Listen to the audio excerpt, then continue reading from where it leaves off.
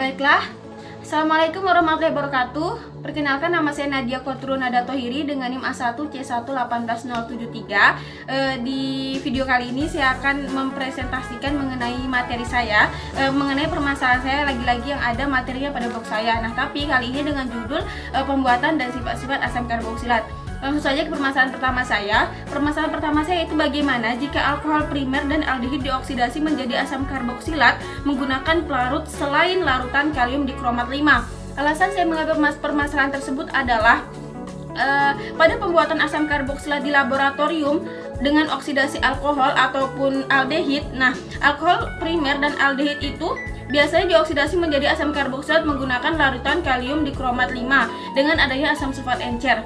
Kemudian selama reaksi, larutan dikromat 5 ini berubah warna, pertama dari jingga kemudian berubah warna menjadi hijau. Lantas bagaimana jika pelarut yang digunakan itu berbeda selain kalium dikromat 5 tersebut? Bukti dari permasalahan saya ini ada pada blog saya pada bagian pembuatan asam karboksilat pada poin pertama. Kemudian permasalahan pertama ini dijawab oleh Zulia Nurrahma dengan NIM 048.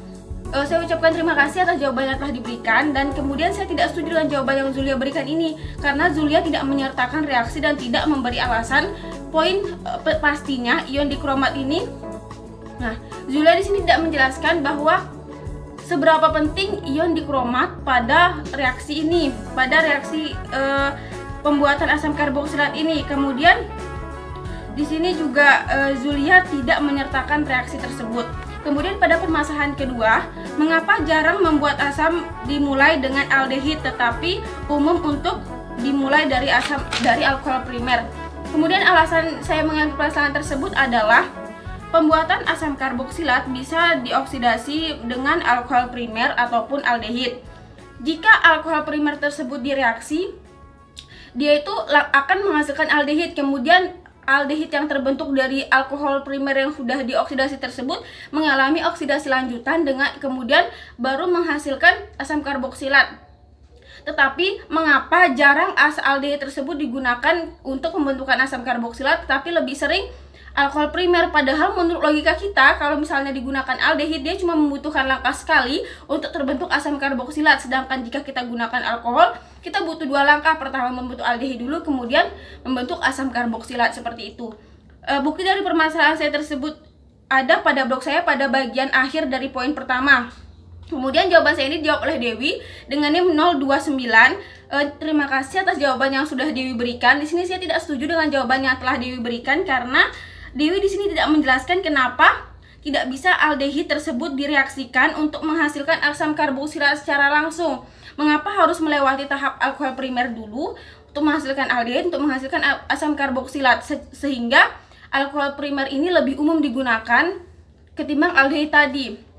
Jadi tolong diperjelas lagi untuk Dewi kenapa di sini aldehid tidak bisa langsung direaksikan untuk membentuk asam karboksilat. Kemudian lanjut ke permasalahan ketiga. Permasalahannya yaitu salah satu sifat fisik dari asam karboksilat yaitu ketika ditempatkan dalam pelarut yang nonpolar, asam karboksilat membentuk dimer melalui ikatan hidrogen antara gugus hidroksil dari suatu asam karboksilat dan gugus hidroksil yang lain. Bagaimana jika ditempatkan dalam pelarut yang polar? Nah, alasan saya mengambil permasalahan tersebut adalah pada sifat-sifat asam karboksilat, di sifat fisikanya itu ada sifat bahwa asam karboksilat tersebut ditempatkan pada pelarut nonpolar, senyawa ini akan membentuk dimer melalui ikatan hidrogen dari suatu asam karboksilat dan gugus karbonil yang lain. Gambarnya seperti ini.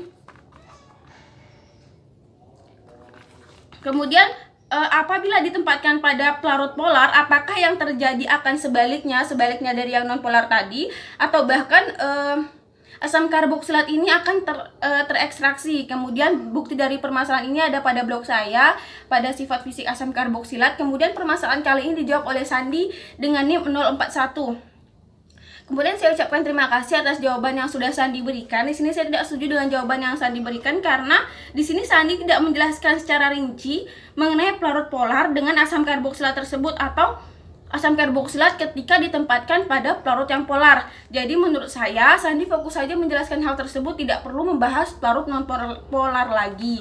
Demikian presentasi saya kali ini. Saya ucapkan terima kasih.